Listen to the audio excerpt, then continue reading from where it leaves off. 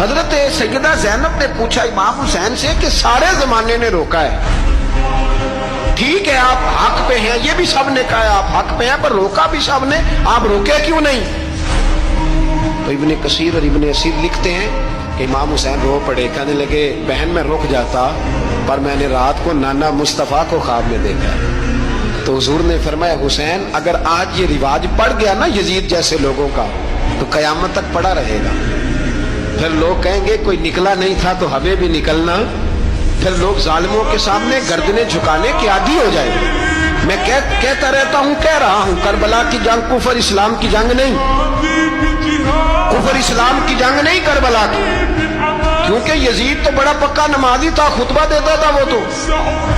جب امام حسین رضی اللہ تعالیٰ عنہ نے کربلا کے میدان میں جمعے کا دن تھا تو یزید کے سامنے کو بات کرنی شروع کی، عمر بن سعد کے سامنے، تو عمر بن سعد کہنے لگا حسین زیادہ باتیں نہ کر، ہمارا جمعہ لیٹ ہو رہا ہے، جنگ کے لیے تیار ہو، فٹافٹ اہل بیت نبوت کو قتل کریں گے اور قتل کے بعد پھر نماز پڑھیں گے اور پھر کہیں گے اللہم صلی علی محمد وعلی آل محمد، اسی نماز میں پھر درود بھی پڑھیں گے۔ یہ کیسا مرتبہ ہے، کیسا انداز ہے، دوستی قاتل سے بھی مقتول سے یارانہ۔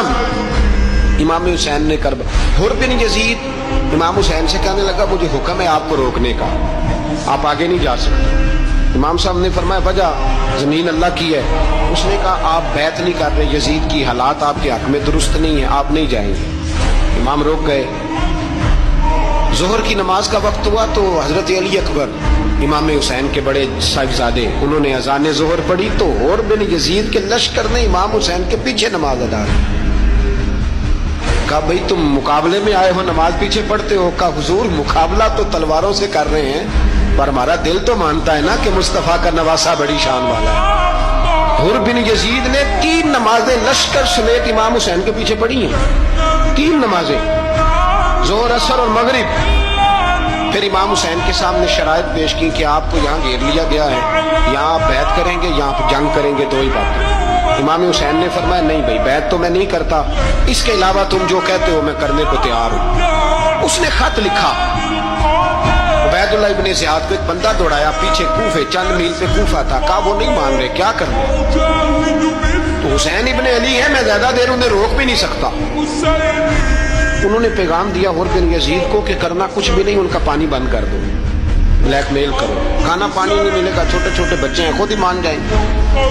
حضرت امام علی مقام کے بارے میں حر کے پاس جب یہ پیغام آیا تو حر کہنے لگا میری طبیعت نہیں مانتی حسین پر پانی بند کروں، دل نہیں مانتا۔ جب یہ لفظ کہے نا دوبارہ تو پھر عبید اللہ ابن زیاد نے عمر بن سعد کو 10,000 آدمی دے کے بھیجا، کہا حر بن یزید لچک دکھا رہا ہے حسین کے آگے۔ ایک رے کا علاقہ تھا، بڑی وہاں فصل ہوتی تھی، لوگ کوشش کرتے تھے وہاں کا گورنر بننے کی، کوشش کرتے تھے۔ تو عبید اللہ ابن زیاد کہنے لگا تمہیں رے کی گورنری ملے گی، سب سے سرسبز و شاداب علاقہ، تمہیں وہاں کا گورنر بنایا جائے گا اگر حسین کے خلاف لڑو گے۔